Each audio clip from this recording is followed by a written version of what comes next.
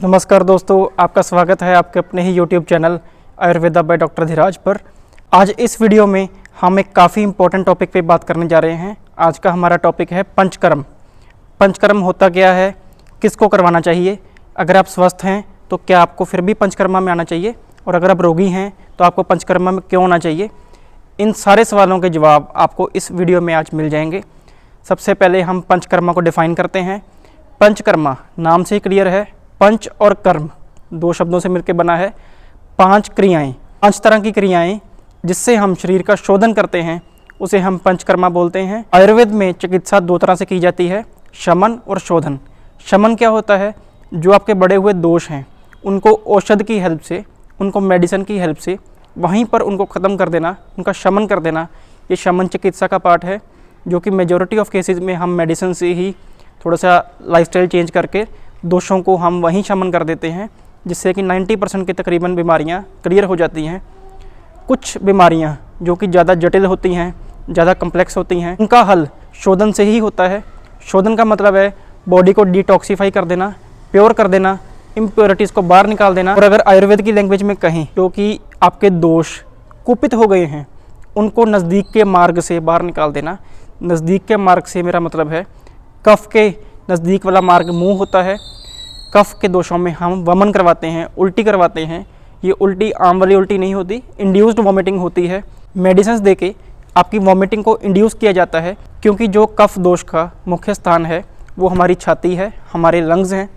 तो जो मुंह है वो लंग्स का नियरेस्ट ओरिफिस है, नियरेस्ट प्लेस है जहाँ से हम कफ दोष को बाहर निकाल सकते हैं, बढ़े हुए कफ दोष को बाहर निकाल सकते हैं। वैसे ही बढ़े हुए पित्त के केस में हम विरेचन कराते हैं। विरेचन का मतलब है induced loose stools. Loose stools आपको लगवाना मेडिसिन से कंट्रोल्ड वे में, अनकंट्रोल्ड में नहीं, कंट्रोल्ड वे में आपको लूज स्टूल लगवाना, जिसके आपके बढ़े हुए दोष मुख्यतः पित्त आपका बाहर निकल जाए, उसे हम विरेचन बोलते हैं। सबसे पहले बात करते हैं पंचकर्मा के 5 चीज़ें हैं कौन कौन सी। सबसे पहले वमन, फिर विरेचन, फिर बस्ती, फिर नस्य, फिर रक्त मोक्षण। ये 5 तरह का पंचकर्म है। सबसे पहले हम वमन की बात करेंगे, एक एक करके हम पांचों के बारे में बात करेंगे। सबसे पहले मैं एक और बात करना चाहता हूँ कि अगर आप स्वस्थ हैं तो फिर भी क्या आप पंचकर्मा ले सकते हैं। जी हाँ, आप पंचकर्मा ले सकते हैं, क्योंकि बॉडी को डिटॉक्सीफाई करना बहुत ज़रूरी है। मेरी प्रैक्टिस में मुझे काफ़ी बार ये क्वेश्चन पूछा जाता है कि डॉक्टर साहब हमारा तो रोज़ स्टूल पास होता ही है, यूरिन भी पास होता है, पसीना भी आता है, तो हमारी बॉडी में टॉक्सिन्स कैसे आ गई, हमें बॉडी को डिटॉक्सीफाई क्यों करना चाहिए। तो उसका आंसर है, आप अपने घर की एग्जांपल लीजिए। रोज़ आप सफाई करवाते होंगे या करते होंगे। आपके घर में झाड़ू रोज़ लगता होगा, पोछा ज़रूर लगता होगा, और रोज़ आपका डस्टबिन भी आउट होता होगा।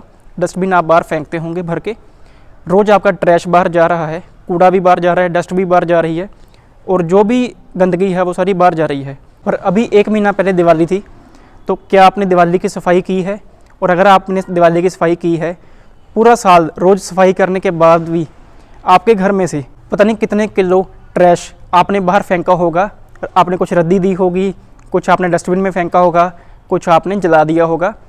तो पूरा साल सफाई करते रहने के बावजूद भी आपके घर में ट्रैश कहाँ से आया।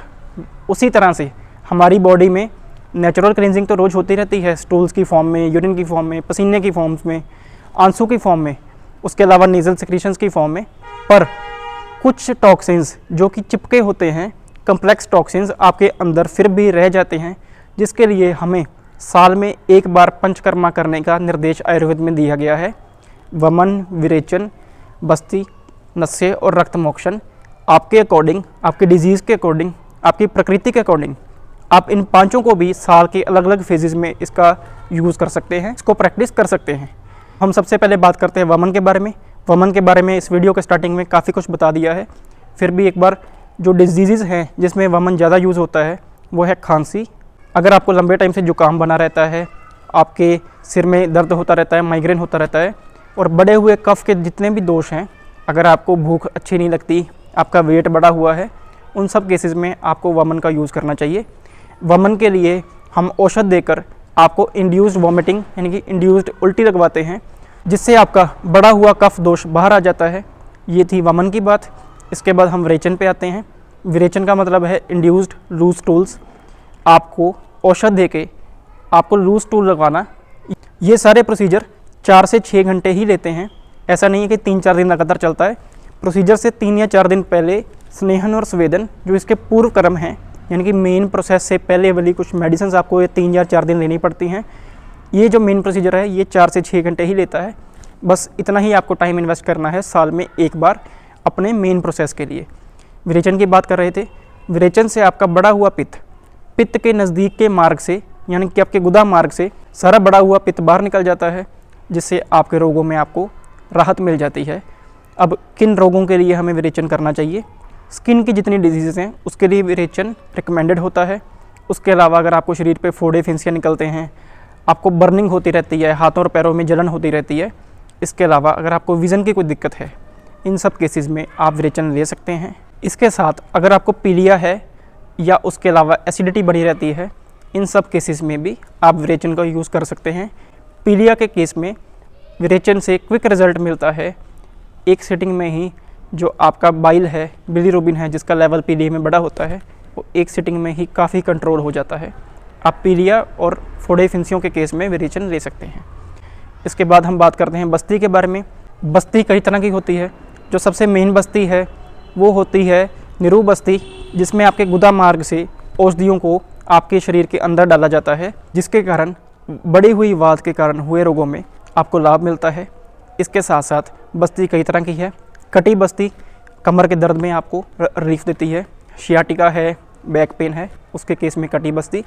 घुटने दर्द के केस में जानु बस्ती। इसके अलावा अक्षी तर्पण भी बस्ती का पार्ट आ जाता है। अक्षी तर्पण पे हम कभी फिर से बात करेंगे, अलग से बात करेंगे। हर एक बस्ती के बारे में भी हम अलग से अगली वीडियोस में बात करेंगे। इसके बाद आती है बारी नस्य की। नस्य में आपके नाक में औषध डालकर आपकी नेज़ल सेक्रेशंस को आउट किया जाता है। आपको औषध का सेवन करते सार कई बार छींकें आती हैं, काफ़ी सारी बलगम आपकी बाहर निकलेगी, जिससे कि अगर आपको नज़ला रहता है, जुकाम रहता है, खांसी रहती है, इन सब केसेस में नस्य से आपको राहत मिलती है। नस्य के ऊपर एक वीडियो इस चैनल पर डाल दी गई है, वो आप वीडियो देख सकते हैं। नस्य के बारे में अधिक जानकारी आपको मिल जाएगी। इसके बाद हम बात करते हैं रक्त मोक्षण के बारे में।